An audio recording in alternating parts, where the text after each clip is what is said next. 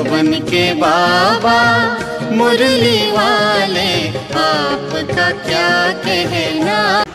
22 अगस्त 2024 बाबा का साकार मुरली। मीठे बच्चे, तुमने सारे कल्प में ऑलराउंडर पार्ट बजाया, अब पार्ट पूरा हुआ, घर चलना है। आज का प्रश्न है, तुम बच्चे अपने भाग्य की महिमा किन शब्दों में करते हो। उत्तर में हम हैं ब्राह्मण चोटी, हमें निराकार भगवान बैठ पढ़ाते हैं। दुनिया में मनुष्य को पढ़ाते, लेकिन हमें स्वयं भगवान पढ़ाते हैं, तो कितने भाग्यशाली हुए। आज का प्रश्न है, इस ड्रामा में सबसे बड़ा पोजीशन किसका है। उत्तर, निराकार बाप का। सब वह तुम सब आत्माओं का बाप है। सब आत्माएं ड्रामा के सूत्र में बंधी हुई है। सबसे बड़ा पोजीशन बाप का है। ओम शांति। रूहानी बच्चों से रूहानी बाप पूछ रहे हैं, मीठे मीठे बच्चों, अपना घर शांति धाम याद है, भूल तो नहीं गए हो। अब 84 का चक्र पूरा हुआ। कैसे पूरा हुआ है यह भी तुम समझ गए हो। सतयुग से लेकर कलयुग अंत तक ऐसे और कोई भी पूछ ना सके। मीठे मीठे लाडले बच्चों से बाबा पूछते हैं, अब घर चलना है ना। घर चलकर फिर सुख धाम में आना है। यह सुख धाम तो नहीं है, यह है पुरानी दुनिया। दुख धाम वह है, शांति धाम, सुख धाम। अब इस दुख से मुक्त हो जाना है। मुक्ति धाम अथवा शांति धाम जैसे कि सामने खड़े हैं, वह है घर। फिर तुम नए विश्व में आएंगे, जहाँ पवित्रता, सुख, शांति भी होगी। यह तो समझते हैं ना, गाते भी है। यह है, बाप को भी पुकारते हैं, हे पतित पावन, इस पतित दुनिया से हमको ले चलो। इसमें बहुत दुख है, हमको सुख में ले चलो। समृद्धि में आता है, स्वर्ग को सब याद करते हैं। शरीर छोड़ा, कहेंगे स्वर्ग पधारा। फॉर हेविनली अडॉल, किसने लेफ्ट किया। आत्मा ने। शरीर तो नहीं जाता है, आत्मा ही जाती है। अभी तुम बच्चे ही शांति धाम, सुख धाम को जानते हो, और कोई नहीं जानते। अब तुम बच्चों की बुद्धि में नॉलेज है, शांति धाम क्या है और सुख धाम क्या है। तुम सुख धाम में थे, अब फिर दुख धाम में गए हो। सेकंड, मिनट, घंटे, दिन, वर्ष बीत गए। अब 5000 वर्ष में बाकी कुछ दिन रहते हैं। बाप बच्चों को समृद्धि दिलाते रहते हैं, सहज बात है, इसमें मूंझने की तो दरकार ही नहीं। आत्मा 84 जन्म कैसे लेती है, यह भी किसको पता नहीं है। लाखों वर्ष की बात तो किसको याद भी रहना मुश्किल है। यह है ही 5000 वर्ष की बात। व्यापारी लोग भी स्वास्तिका चौपड़े पर निकलते हैं, उसको गणेश कह देते हैं। गणेश को हाथी की सूंड दिखाते हैं। मनुष्य पैसे खर्च करते हैं, चित्र आदि बनाते, इसको कहा जाता है वेस्ट ऑफ टाइम। तुम्हारे में कितनी ताकत थी, वह दिन प्रतिदिन कम होती गई। जैसे पेट्रोल कम होता जाता है, अब तो तुम बहुत कमज़ोर हो गए हो। 5000 वर्ष पहले भारत किया था, अर्थात दुख थे, कितना ज़बरदस्त धन था। यह राज्य उन्होंने कैसे पाया। राजयोग सीखे थे, इसमें लड़ाई आदि की बात ही नहीं। इनको कहा जाता है ज्ञान के अस्त्र शस्त्र, और कोई स्थूल बात नहीं है। ज्ञान के अस्त्र शस्त्र है, ज्ञान विज्ञान याद, और ज्ञान के कितने बड़े ज़बरदस्त अस्त्र शस्त्र हैं। सारे विश्व पर तुम राज्य करते हो। देवताओं को कहा जाता है अहिंसक। कि तुम बच्चों को मनुष्य से देवता बनाने की शिक्षा मिल रही है। तुम जानते हो, हम हर 5000 वर्ष के बाद बेहद के बाप से भी यह बेहद का वर्षा ले रहे हैं। यह आत्मा की बात है, इसमें स्थूल लड़ाई आदि की कोई बात नहीं। आत्मा पतित बनी है, इसीलिए यह पावन होने के लिए बाप को बुलाती है। अब बाप कहते हैं, मीठे मीठे बच्चे, अब तो घर जाना है। यह भी जीव आत्माएं की दुनिया, वह है आत्माओं की दुनिया। उसको जीव आत्माओं की दुनिया नहीं कहेंगे। यह घड़ी घड़ी समृद्धि में लाना चाहिए।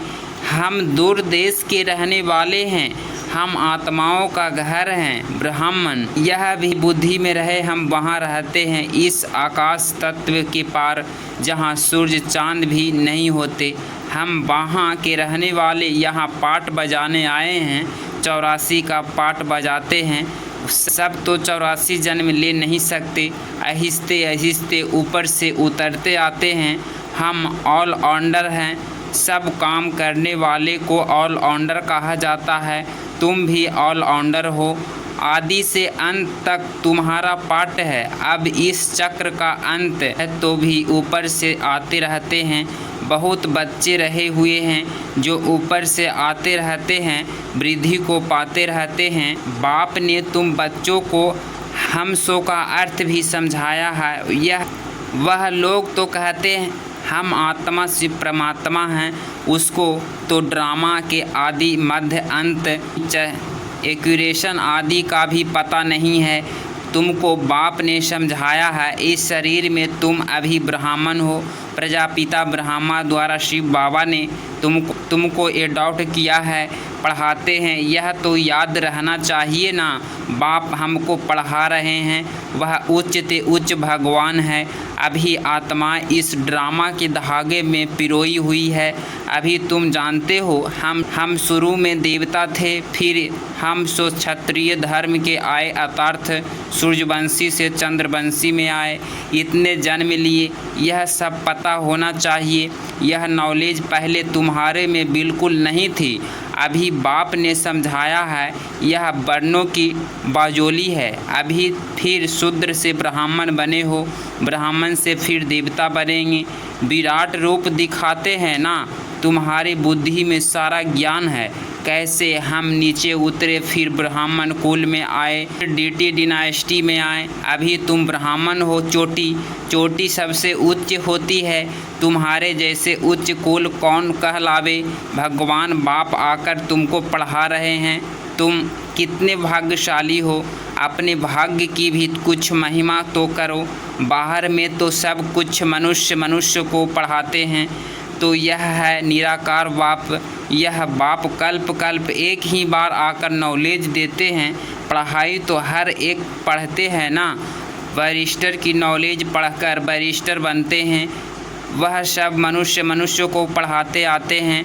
अभी यह है भगवानुवाच्य। मनुष्य को तो कभी भगवान नहीं कहा जाता है, वह तो है निराकार। यहाँ आकर तुम बच्चों अपने को पढ़ाते हैं।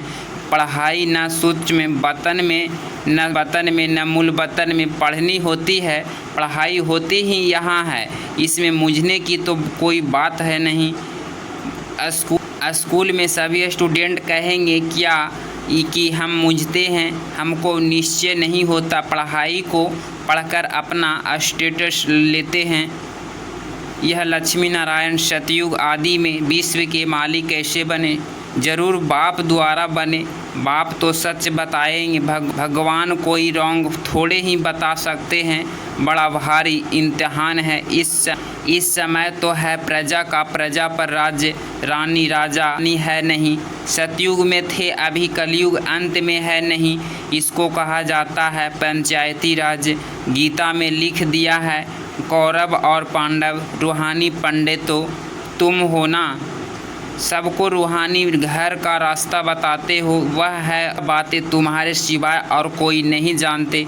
ऋषि मुनि आदि कोई रचता को न रचता के आदि मध्य अंत को जानते हैं।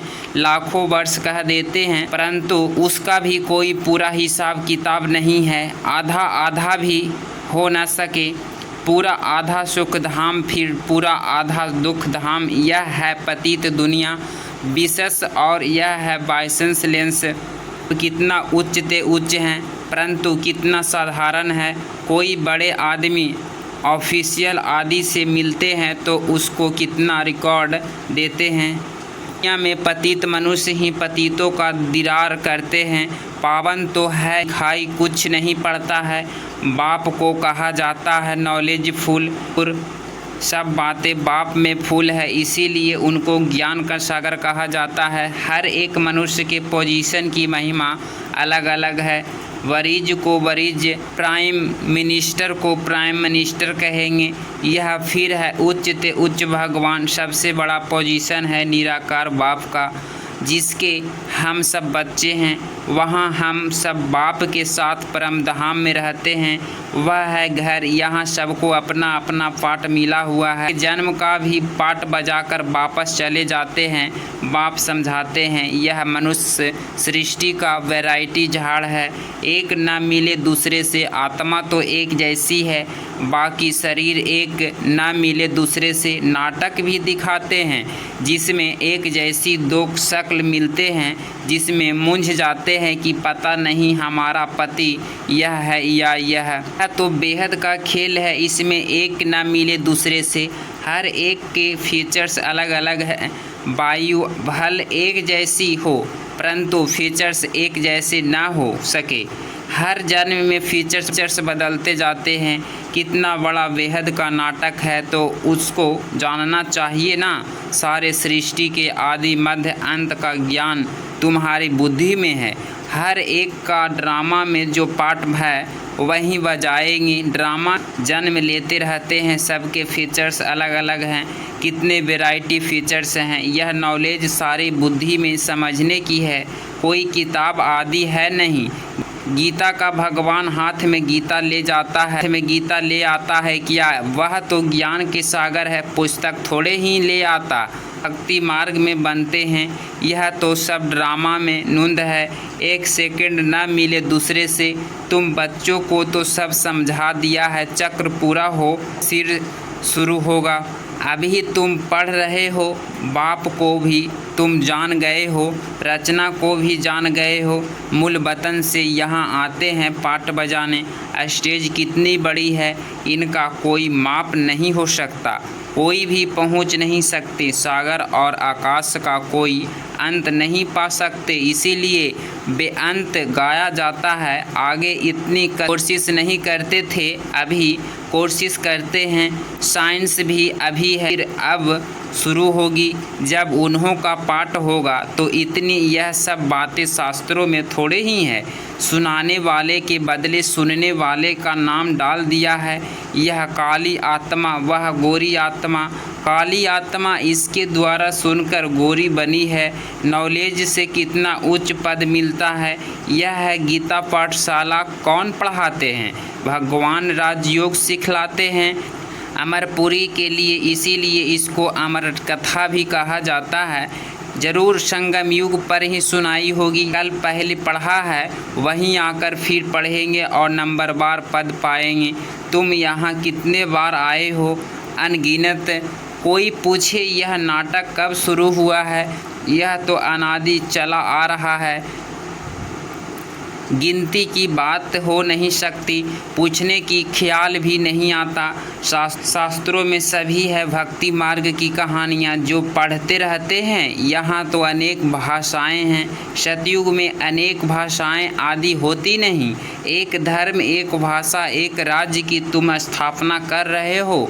वो लोग तो शांति स्थापना करने की राय देने वाले को प्राइज देते रहते हैं। शिव बाबा तुमको सारे विश्व में शांति स्थापना करने की राय देते हैं, तो तुम क्या प्राइज देंगे? वह तो और ही तुमको प्राइज देते हैं, लेते नहीं। यह समझने की बात है। कल की बात है, जबकि इन्हों का राज्य था। अभी तो रहने की जगह नहीं है। वहाँ तो 2-3 मंजिल बनाने की भी दरकार नहीं रहती। लकड़े आदि की दरकार नहीं। वहाँ तो सोने चांदी के मकान होते हैं। साइंस के जोड़ से झट मकान बन जाते हैं। सुख भी है, दुख भी है। यहाँ तो साइंस के सुख भी है, दुख भी है। इससे सारी दुनिया खलास हो जाएगी।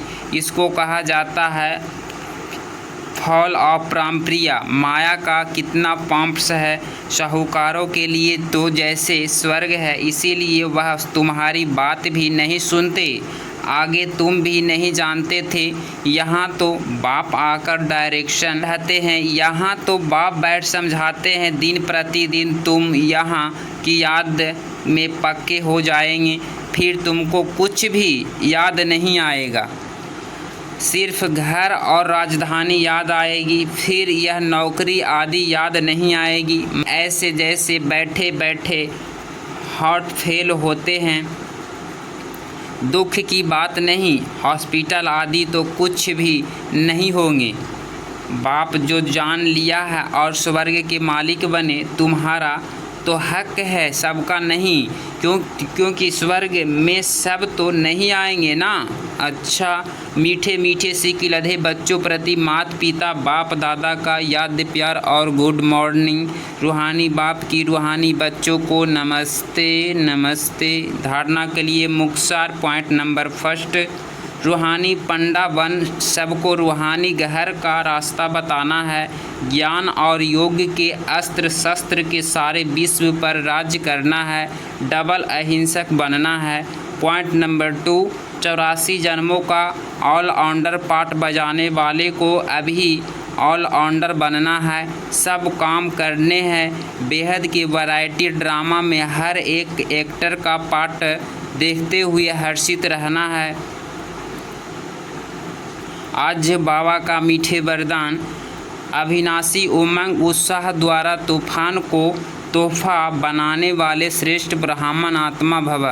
स्पष्टीकरण, उमंग उत्साह सिंह ब्राह्मणों की उड़ती कला के पंख है। इन्हीं पंखों से सदा उड़ते रहें। यह उमंग उत्साह आप ब्राह्मणों के लिए बड़े से बड़ी शक्ति है। नीरस जीवन नहीं है, उमंग उत्साह का रस सदा है। उमंग उत्साह मुश्किल को कर देता है। वे सभी दिल किस्म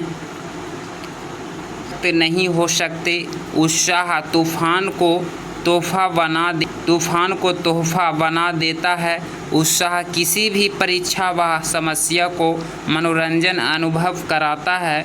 ऐसे अविनाशी उमंग उत्साह में रहने वाले ही श्रेष्ठ ब्राह्मण हैं। आज का स्लोगन है, शांति की वास धूप जगाकर रखो तो अशांति की वास समाप्त हो जाएगी। शांति की वास धूप जगाकर रखो तो अशांति की वास समाप्त हो जाएगी।